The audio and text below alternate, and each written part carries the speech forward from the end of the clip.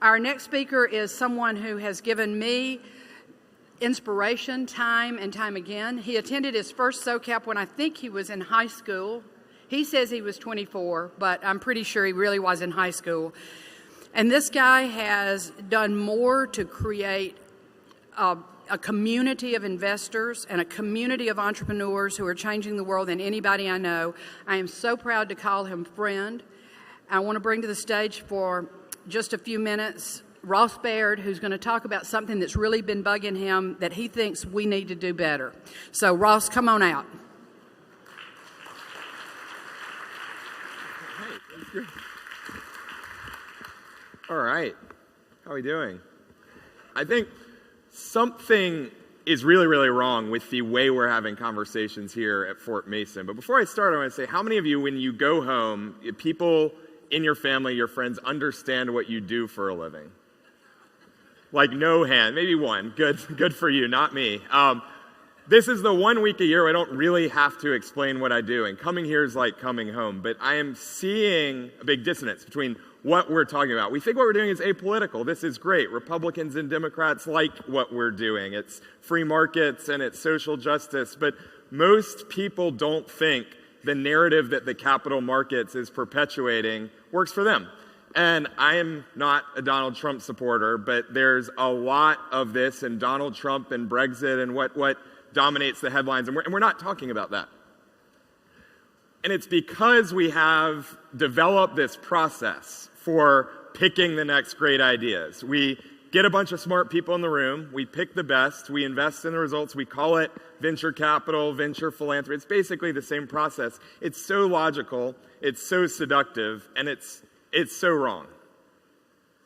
Let's take, for example, basically what you just heard is an example of when this goes wrong, but I'll give you another one. There's a guy, Jerry Namorin, founder of Lynn Street. He's here at SOCAP. What Lynn Street is doing is they buy up all your medical debt, your student debt. They refinance at a fair interest rate. They're getting people in crushing debt out of poverty. Jerry started this company in Charlottesville, Virginia, and he really struggled. He said, venture capital firms are all about pattern recognition. As a black guy living in central Virginia, solving poor people's problems, I was 0 for 3. There are 3 big strikes in the way that we are talking about investing. Number 1, pipeline problem.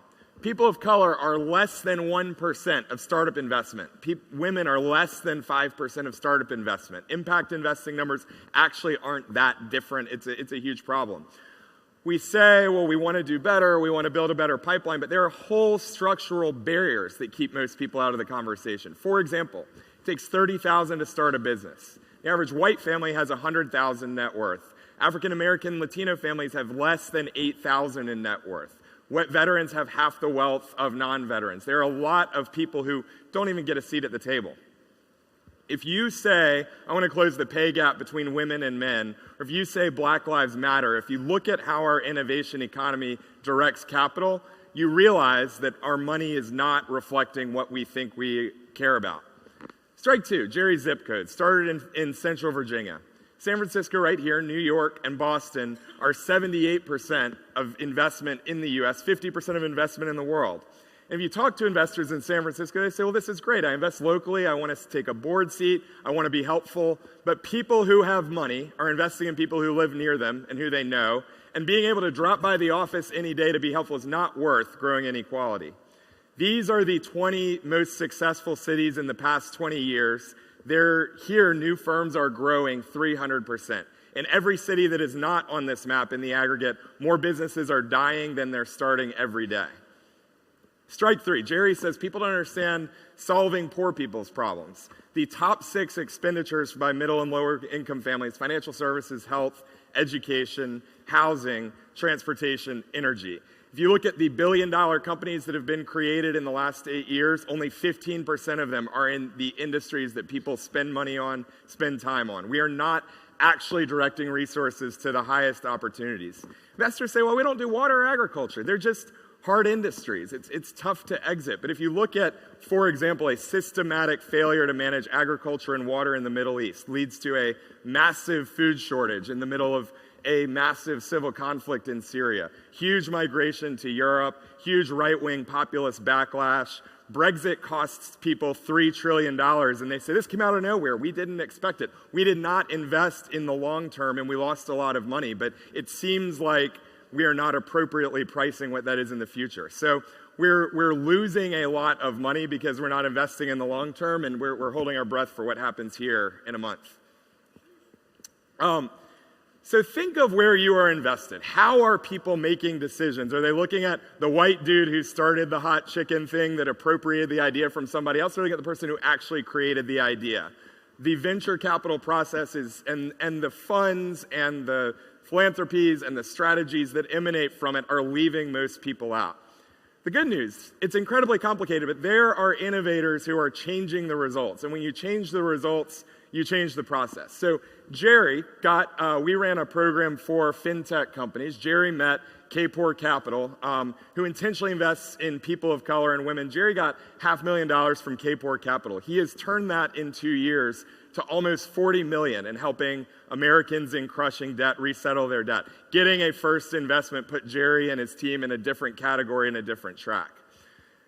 What you can do to fix this is find the best entrepreneurs, not just the most convenient. So Steve Case, the AOL founder, has an initiative, Rise of the Rest, to invest in the not wealthy cities. Kapor Capital invests in women, people of color, where there's systematic bias keeping out. There are things that you can do and just how you find ideas to change it.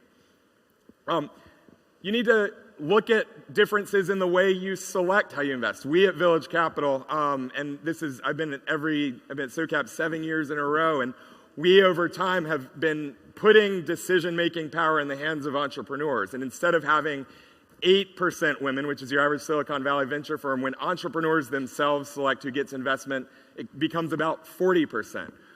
When you have Silicon Valley firms making decisions, 78% go to 3 cities. We have 90% investment in the rest of the world. The people who have the power to allocate resources, invest in who they know and understand, and changing who is at that table will get you different results.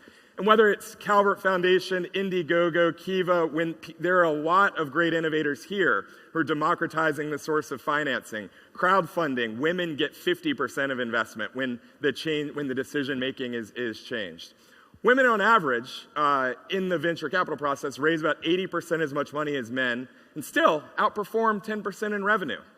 We did a study with Stanford looking at our 600 alumni. When women get a first investment, 3 years later, they've closed nearly the entire fundraising gap and are outperforming 30% in revenue. That is just stupid economics if you're not paying attention to how to change the way you invest. So think of how you're investing. Think of how you're finding ideas.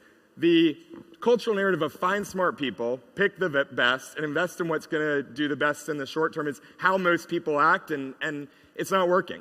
Finding and investing in undervalued people, building selection processes that are more meritocratic, investing for the long term, these are structural process questions and decisions you can make every day. So we've got great people here who care a lot. We've got a lot of innovation to do. We've got a lot of problems. We can go solve them. Thank you very much.